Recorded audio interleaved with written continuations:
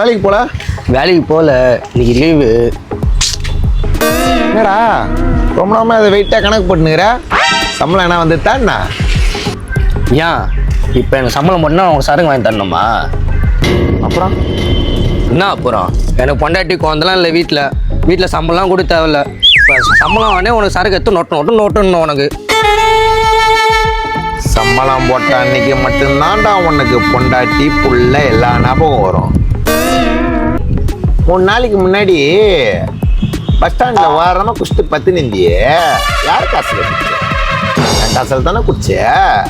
அப்போ தெரியல இப்போ உனக்கு பொண்டாட்டி புள்ளன்னு. எப்படியும் வாங்கின காசை மொத்தத்தையும் ஒண்டியாக குடிக்கலாம் குடி பண்ணிட்ட. குடி 3 நாள் கழிச்சு அட்டிக்கு வருவல்ல, அப்போ பார்த்துக்கிறேன்.